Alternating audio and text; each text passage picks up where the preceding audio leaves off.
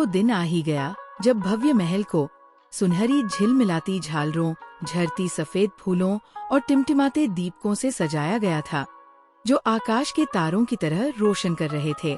गुलाबों की भीनी खुशबू हवा में घुली थी जब पूरा साम्राज्य परी आर्या और राजकुमार जैद के मिलन का गवाह बनने के लिए एकत्र हुआ था। ये वह दिन था जिसका जैद एक महीने से बेसब्री से इंतजार कर रहा था, जिस दिन वह आर्या को हमेशा के लिए अपना कह सकेगा। जैसे ही आर्या सजे हुए दरबार में कदम रखी, उसका दिल बीते हुए लम्हों की यादों से कांप उठा। चारों ओर की भव्यता ने उसे एक और रात की याद दिला दी, वह रात जब आर्या की शादी स्वर्ग के राजा आदित्य से हुई थी। एक कड़वा मीठा मुस्कान उसके होठों पर आई जब आर्या ने उस पवित्र बंधन के प्रेम और पवित्रता को याद किया। जैद ने आर्या की दूर होती निगाहों को महसूस किया और उसका हाथ अपने हाथों में लेकर पूछा, आर्या, तुम्हारी आंखों में ये उदासी क्यों है? आर्या ने गहरी सांस ली और धीमे स्वर में कहा, ये पल मुझे उस रात की याद दिला रहा है जब मेरी शादी आदित्य से हुई थी। ये सुनकर जैद का मन कुछ समय के लिए ठहर सा गया, लेकिन फिर वो खुद को संभालते हुए बोला, वो तुम्हारा अतीत था, मैं तुम्हारा वर्तमान हूँ। आर्या के होठों पर धीमे से मुस्कान आई, लेकिन उसके पीछे एक गहरा रहस्य छुपा था, एक ऐसा रहस्य जिसे उसने अपने दिल में दबाकर रखा था। जैसे ही पुरोहित ने अंतिम वचन लेने को कहा, आर्या ने अपनी भीतर छिपे खंजर को निकाला और उसे जैद के दिल में उतार दिया। खंजर के वार से जैद इतनी जोर से चिल्लाया कि पूरा महल हिलने लगा। सफेद फूल काले पड़ गए और टिमटिमाती रोशनी खून की तरह लाल हो गई। ये मंजर देखकर सब लोग महल छोड़कर भागने लगे। जैद का शरीर कांपने लगा, उसकी नसों में काली लहरें दौड़ने लगी, जैसे कोई श्राप जाग उठा हो।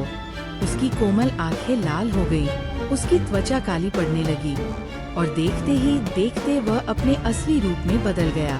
आर्या उसके सामने खड़ी थी, आंसुओं के बीच मुस्कुराती हुई। आखिरकार, आर्या ने फुसफुसाते हुए कहा। जैद अब एक पूर्ण राक्षस में बदल चुका था, अपने खून से लथपथ सीने को पकड़ते हुए गुर्राया।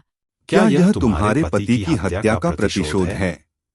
आर्या ने कांपती हुई, दर्द से भरी आवाज में कहा, यह सिर्फ प्रतिशोध नहीं है, यह न्याय है। जैद की आंखों में उलझन और पीड़ा उभर आई। लेकिन कैसे? मुझे अमरता का वरदान मिला था, तुमने मेरी मृत्यु का रहस्य कैसे जाना? आर्या के दिमाग में वह भयावह स्मृति कौंध गई, वो क्षण जब उसे ये भयानक सच्चाई पता चली थी। एक रात आर्या अपने कमरे में जैद के बारे में सोच ही रही थी, तभी कहीं से जोर जोर से दरवाजा पीटने की आवाज आने लगी। आर्या चौंक गई, महल में तो मेरे अलावा कोई नहीं है, तो फिर ये आवाज। उसका दिल जोर जोर से धड़कने लगा, डर और जिज्ञासा दोनों ने उसे घेर लिया। अभी वो सोच ही रही थी कि आवाज और भी तेज हो गई, जैसे कोई चीख चीख कर बुला रहा हो। आर्या घबराते हुए अपने कमरे से बाहर निकली और उस आवाज का पीछा करने लगी। महल की अंधेरी सुनसान गलियों में चलते हुए हर कदम पर उसका डर बढ़ता जा रहा था। हर दीवार, हर छाया उसे घूरती सी लग रही थी, जैसे महल खुद कोई रहस्य छुपा रहा हो। चलते चलते आर्या एक पुराने जंग लगे दरवाजे के सामने पहुंची। वो दरवाजा मानो सदियों से बंद पड़ा हो, उस पर जाले और धूल की मोटी परत थी। आर्या का दिल थम सा गया, लेकिन हिम्मत करके उसने वो दरवाजा खोला। जैसे ही दरवाजा खुला, एक ठंडी सिहरन भरी हवा का झोंका उसके चेहरे से टकराया। उसकी आंखें धीरे धीरे अंधेरे में कुछ देखने लगीं, और तभी उसने देखा, अंधेरे कमरे में एक सुंदर स्त्री चुपचाप बैठी थी, जैसे सदियों की पीड़ा उसकी सांसों में बस गई हो। उसके लंबे बिखरे काले बाल उसके कंधों पर यूं बिखरे थे, जैसे हर लट किसी दर्द की गवाही दे रही हो। उसकी त्वचा हल्के सुनहरे रंग की थी, लेकिन अब वो रंग जैसे पीड़ा और थकावट से फीका पड़ चुका था। हर चोट का निशान, हर खरोंच उसकी सहनशीलता और मजबूरी का प्रमाण था। उसकी गालों पर ढलकी हुई चमकती आंसुओं की धार, उनमें छिपा था उसका टूटा हुआ आत्मसम्मान और फिर भी कहीं न कहीं थोड़ी सी उम्मीद। गहरी भूरी आंखें जो न तो पूरी तरह रो सकी, न ही पूरी तरह सूख पाईं।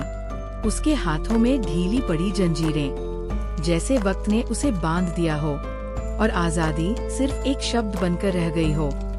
कमरे में एक छोटी सी खिड़की से चांद की एक किरण उस पर पड़ रही थी, मानो खुद चांद भी उसकी सुंदरता से दुखी हो गया हो। जैसे ही वो पीड़िता स्त्री ने वो पुराना जंग लगा दरवाजा खुलते हुए देखा, उसकी सांसें थम गई और एक पल को उसे यकीन ही नहीं हुआ कि कोई सामने खड़ा है। वो कांपती हुई उठ खड़ी हुई, उसके घुटनों में जैसे अब भी दर्द था, पर उम्मीद ने उसे हिम्मत दी।